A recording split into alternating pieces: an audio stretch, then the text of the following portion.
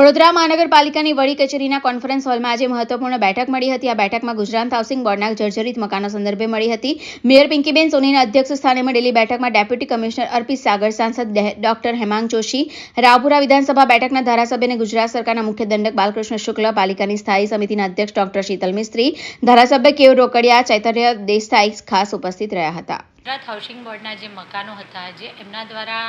જાહેર કરવામાં આવ્યું કે જર્જરિત છે અને લગભગ 3000થી 5000 સુધીના સંખ્યાના આ યુનિટ છે. તો ત્યારે એક સાથે આટલા બધા જ યુનિટમાં જર્જરિત મકાનો જે છે તો એની કઈ શ્રેણી છે, જેમ કે એમાં કેટેગરી વાઇઝ ડિવાઈડ કરી શકીએ કે એ કેટેગરી, બી કેટેગરી ખરેખર ખૂબ જર્જરિત છે અને જેમાં રહેવું ખરેખર જોખમી છે. તો એવા કેટલા છે? તો આજની આ બેઠક જે ગુજરાત હાઉસિંગ બોર્ડના અધિકારીઓ અને વડોદરા મહાનગરપાલિકાના અધિકારીઓશ્રીઓ ને સંયુક્ત સાથે ઉપસ્થિત રાખી અને અમારા સાંસદ સભ્યશ્રી, અમારા ધારાસભ્યશ્રીઓ,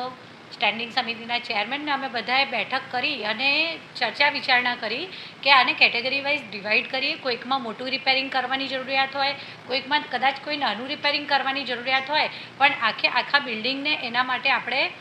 ઉતારી પાડવું જરૂરી ન પણ હોય. એટલે ફરી એક વખત બંને ગુજરાત હાઉસિંગ અને વડોદરા મહાનગરપાલિકા બંને ટીમ ભેગી થઈ અને ફરી એક વખત આ સ્ટ્રક્ચર સ્ટેબિલિટી માટે ત્યાં વિઝિટ કરશે અને કેટેગરી વાઇઝ ડિવાઈડ કરીશું કે ખરેખર કેટલા તોડી પાડવા જેવા છે અને એ પછી જેટલા પણ ખરેખર તોડી નાખવા જેટલા હશે એમને ટ્રાન્સફર કરવા માટે શું કરી શકીએ. તો આ બાબત અંગે અમે ચર્ચા વિચારણા કરી અને આગળ જે તે અધિકારીઓ છે એમના દ્વારા ઉપર પણ આ બધી જ માહિતીની ચર્ચા કરવામાં આવશે અને પછી આગળ ચર્ચા વિચારણા કરી અને યોગ્ય નિર્ણય લેવામાં આવશે. સર્વે કરેલો હતો ચોક્કસ, પણ હવે જ્યારે અમે આજે બધાએ સંયુક્ત બેઠક કરી છે ત્યારે અમે નિષ્કર્ષ પર એ આવ્યા કે પહેલાં તાત્કાલિક હમણાં એક સાથે આટલા બધા જ મકાનોને આપણે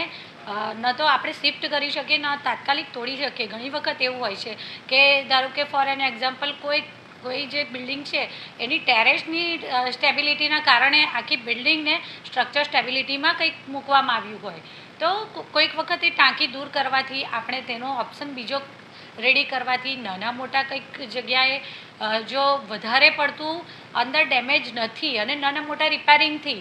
એ કામ ચાલી શકે કે કેમ તેવું છે કે નહીં, આ જોવા માટે ફરી એક વખત બંને